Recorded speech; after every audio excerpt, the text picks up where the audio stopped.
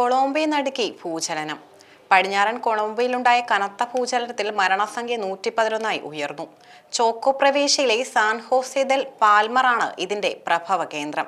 Richter സ്കെയിലിൽ 7.4 തീവ്രത രേഖപ്പെടുത്തിയ പ്രകമ്പനം ഭൂനിരപ്പിൽ നിന്നും 103 കിലോമീറ്റർ ആഴത്തിലാണ് ഉണ്ടായത്. ഭൂചലനത്തിന്റെ ആഘാതത്തിൽ മേഖലയിലെ നിരവധി കെട്ടിടങ്ങൾ പൂർണ്ണമായി തകർന്നു വീണു. ദുരന്തത്തിൽ ഇതുവരെ 87 പേർക്ക് പരിക്കേറ്റിട്ടുണ്ടെന്ന് അധികൃതർ വ്യക്തമാക്കി. തകർന്ന കെട്ടിടാവശിഷ്ടങ്ങൾക്കിടയിൽ ആളുകൾ കുടുങ്ങിക്കിടക്കുന്നുണ്ട്. ഇവരെ കണ്ടെത്താൻ സൈന്യത്തിന്റെ നേതൃത്വത്തിൽ ഊർജിത തിരച്ചിൽ നടക്കുകയാണ്. രക്ഷാപ്രവർത്തനം പുരോഗമിക്കുന്നതിനാൽ മരണസംഖ്യ ഇനിയും കൂടിയേക്കാമെന്ന് അധികൃതർ മുന്നറിയിപ്പ് നൽകിക്കഴിഞ്ഞു. ദുരന്തബാധിത പ്രദേശങ്ങളിൽ പ്രവർത്തനങ്ങൾ യുദ്ധകാലാടിസ്ഥാനത്തിൽ തുടരുകയാണ്. സർക്കാർ നിലവിൽ സ്ഥിതിഗതികൾ സസൂക്ഷ്മം നിരീക്ഷിച്ചും വരികയാണ്.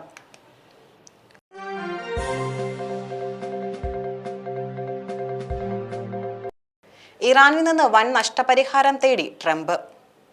ഇറാനിൽ നിന്ന് വൻതുക നഷ്ടപരിഹാരം ആവശ്യപ്പെട്ട് അമേരിക്കൻ പ്രസിഡന്റ് ട്രംപ്. പതിറ്റാണ്ടുകളായി ഇറാൻ നടത്തുന്ന ആക്രമണങ്ങൾ ചൂണ്ടിക്കാണിച്ചാണ് ഈ നീക്കം. അമേരിക്കൻ ഇസ്രയേൽ നടപടികൾ അമേരിക്ക നഷ്ടപരിഹാരം നൽകണമെന്ന് ഇറാൻ നേരത്തെ ആവശ്യപ്പെട്ടിരുന്നു. ഇതിനുള്ള മറുപടിയാണ് ട്രംപിന്റെ പുതിയ പ്രഖ്യാപനം. ഇരു രാജ്യങ്ങളും തമ്മിലുള്ള ഭാവി ചർച്ചകളിൽ ഈ വിഷയം പ്രധാന അജണ്ടയാകും. കഴിഞ്ഞ 50 വർഷത്തിനിടെ ഇറാനിൽ കൊല്ലപ്പെട്ടവരുടെ കുടുംബാംഗങ്ങൾക്ക് നഷ്ടപരിഹാരം വേണമെന്ന് ട്രംപ് ആവശ്യപ്പെട്ടു. കഴിഞ്ഞ 5 മാസത്തിനുള്ളിൽ 52,000 പേർക്ക് ജീവൻ നഷ്ടപ്പെട്ടുവെന്നും അദ്ദേഹം അവകാശപ്പെടുന്നു.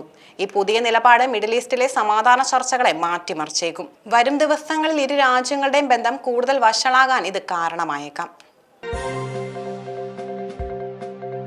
ജാർഖണ്ഡിൽ പരീക്ഷാ ക്രമക്കേടുകൾക്കെതിരെ വിദ്യാർത്ഥി സമരം. ജാർഖണ്ഡിൽ പരീക്ഷാ ക്രമക്കേടുകൾക്കെതിരെയുള്ള വിദ്യാർത്ഥി സമരം ശക്തമായി തുടരുന്നു. CBI അന്വേഷണം ആവശ്യപ്പെട്ട് നടത്തിയ നിയമസഭാ മാർച്ചിന് നേരെ പോലീസ് ലാത്തിചാർജ് നടത്തി. സംഭവത്തിൽ പ്രതിഷേധിച്ച സംസ്ഥാനത്ത് BJP ആഹ്വാനം ചെയ്ത ബന്ദ് ആരംഭിച്ചു. തലസ്ഥാനമായ റാഞ്ചിയിൽ വലിയ പ്രതിഷേധ പരിപാടികൾ നടക്കുന്നുണ്ട്. ആരോഗ്യനില വഷളായതിനെ തുടർന്ന് നിരാഹാര സമരം ചെയ്തിരുന്ന വിദ്യാർത്ഥി നേതാവ് ദേവേന്ദ്രനാഥ് മഹ്തോയെ ആശുപത്രിയിലേക്ക് മാറ്റി. വിദ്യാർത്ഥികൾക്ക് നേരെ പോലീസ് അതിക്രമം നടത്തിയെന്ന് BJPയും കോൺഗ്രസ് നേതാവ് രാഹുൽ ഗാന്ധിയും വിമർശിച്ചു. എന്നാൽ സമരം BJP രാഷ്ട്രീയമായി ഹൈജാക്ക് ചെയ്യുകയാണെന്ന് ഭരണകക്ഷിയായ JMM ആരോപിച്ചു. JSSC പരീക്ഷ പൂർണ്ണമായി റദ്ദാക്കണമെന്നും CBI അന്വേഷണം പ്രഖ്യാപിക്കണമെന്നുമാണ് വിദ്യാർത്ഥികളുടെ പ്രധാന ആവശ്യം.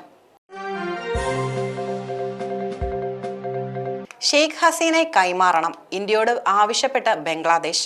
മുൻ പ്രധാനമന്ത്രി ഷെയ്ഖ് ഹസീനയെ കൈമാറണമെന്ന് ഇന്ത്യയോട് ബംഗ്ലാദേശ് വീണ്ടും ആവശ്യപ്പെട്ടു. ഇന്ത്യൻ ഹൈക്കമ്മീഷണർ ദിനേശ് ത്രിവേദിയുമായി നടത്തിയ കൂടിക്കാഴ്ചയിലാണ് ബംഗ്ലാദേശ് പ്രധാനമന്ത്രി താരിഖ് റഹ്മാൻ ഈ ആവശ്യം ഉന്നയിച്ചത്. ഷെയ്ഖ് ഹസീന അടുത്തിടെ നടത്തിയ വിവാദ പരാമർശങ്ങൾ ഇരു രാജ്യങ്ങൾ തമ്മിൽ നയതന്ത്ര ഉലച്ചിലുകൾ സൃഷ്ടിച്ചിരുന്നു. എന്നാൽ ഹസീനയുടെ പരിപാടിയിൽ ഇന്ത്യക്ക് യാതൊരു പങ്കുമില്ലെന്നും വിദേശകാര്യ മന്ത്രാലയം വ്യക്തമാക്കി.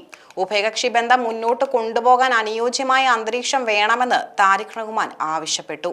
അടുത്ത മാസം നടക്കുന്ന ബ്രിക്സ് ഉച്ചകോടിയിലേക്ക് അദ്ദേഹത്തിന് ഇന്ത്യയുടെ ഔദ്യോഗിക ക്ഷണമുണ്ട്. കൂടിക്കാഴ്ചയ്ക്ക് ശേഷം ഇന്ത്യ നൽകിയ ഉറപ്പുകളിൽ ആവശ്യമുണ്ടെന്ന് ബംഗ്ലാദേശ് പ്രതികരിച്ചു. ആലുവ മണപ്പുറത്ത് കർക്കിടക വാവുബലി ഒരുക്കങ്ങൾ പൂർത്തിയായി. ആലുവ മണപ്പുറത്ത് നടക്കുന്ന കർക്കിടക വാവുബലിക്കുള്ള ഒരുക്കങ്ങൾ അവസാന ഘട്ടത്തിലായി. പുലർച്ചെ 2 മുതൽ വൈകിട്ട് 3 മണി വരെയാണ് പിതൃകർമ്മങ്ങൾ നടക്കുന്നത്.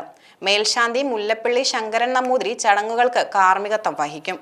ബലിതർപ്പണത്തിന്റെ ഭാഗമായി പുലർച്ചെ 1 മുതൽ നഗരത്തിൽ കർശന ഗതാഗത നിയന്ത്രണം ഏർപ്പെടുത്തിയിട്ടുണ്ട്. വിവിധ ഭാഗങ്ങളിൽ നിന്ന് എത്തുന്ന വാഹനങ്ങൾക്കായി പ്രത്യേക റൂട്ടുകളും താൽക്കാലിക സ്റ്റാൻഡുകളും ക്രമീകരിച്ചിട്ടുണ്ട്. ബാങ്ക് കവല മുതൽ മഹാത്മാഗാന്ധി ടൗൺ ഹാൾ റോഡ് വരെ വാഹന ഗതാഗതം പൂർണ്ണമായി നിരോധിച്ചു. റോഡ് സൈഡിലും ദേശീയപാതയുടെ ഇരുവശങ്ങളിലും യാതൊരുവിധ പാർക്കിംഗും അനുവദിക്കില്ലെന്നും അധികൃതർ അറിയിച്ചു. 3 മാസത്തിൽ താളം തെറ്റി സതീശൻ സർക്കാർ, രൂക്ഷ വിമർശനവുമായി വിമർശകർ. UDF സർക്കാരിന്റെ ഭരണത്തിനെതിരെ രൂക്ഷമായ വിമർശനങ്ങൾ. UDF ഭരണത്തിൽ സംസ്ഥാനത്ത് ഇപ്പോൾ പവർക്കട്ട് വ്യാപകമായി മാറിയിരിക്കുകയാണ്. തിരഞ്ഞെടുപ്പിന് മുമ്പ് PM ശ്രീ പദ്ധതിയെ എതിർത്തിരുന്ന ലീഗ് നേതാക്കൾ ഇപ്പോൾ അതിനെ ന്യായീകരിക്കുന്ന കാഴ്ചയാണ് കാണുന്നത്.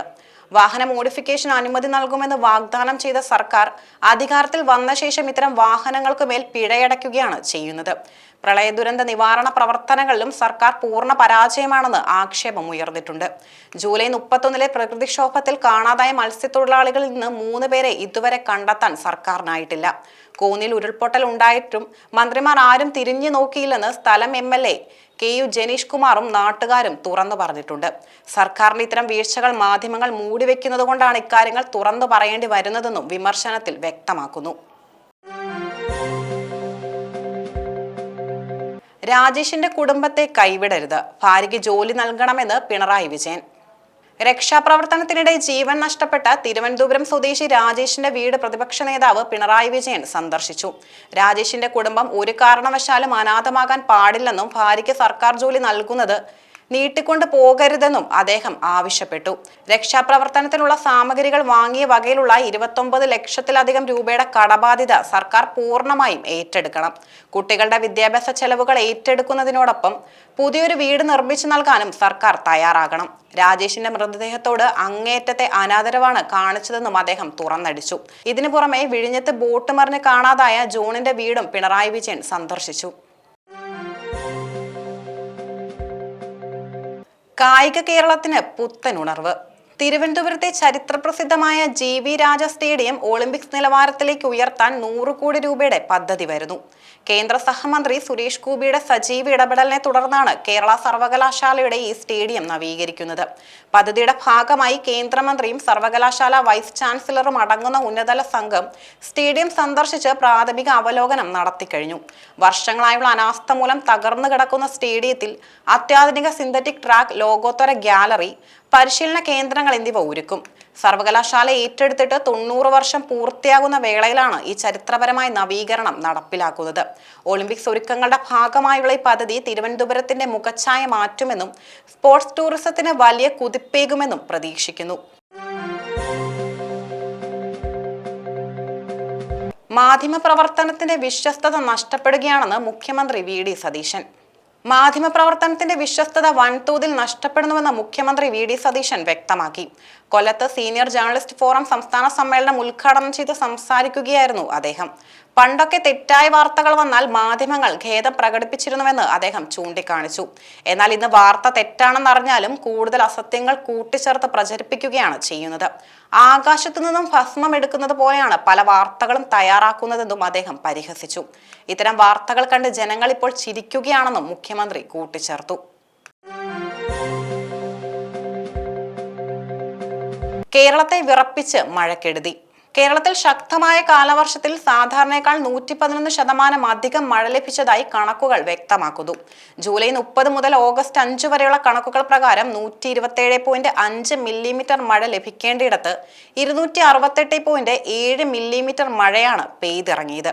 റാന്നി, ആറന്മുള ദേശങ്ങളെ വെള്ളത്തിലാക്കിയ ശക്തമായ മഴയിൽ ഏറ്റവും ഉയർന്ന റെക്കോർഡ് രേഖപ്പെടുത്തിയത് പത്തനംതിട്ട ജില്ലയിലാണ്. ഇവിടെ സാധാരണയേക്കാൾ 319% മഴയാണ് ലഭിച്ചത്. അധികം ലഭിച്ച മഴയുടെ ശതമാനത്തിൽ 258% തിരുവനന്തപുരമാണ് രണ്ടാം സ്ഥാനത്ത്. കോട്ടയത്ത് 177%, കോഴിക്കോട് 147%, ഇടുക്കിയിൽ 71% വീതം അധിക മഴ രേഖപ്പെടുത്തിയിട്ടുണ്ട്. ഓഗസ്റ്റ് 1 മുതൽ 8 വരെയുള്ള കണക്കുകൾ പ്രകാരം സംസ്ഥാനത്താകെ 104% അധിക മഴയാണ് ലഭിച്ചിട്ടുള്ളത്.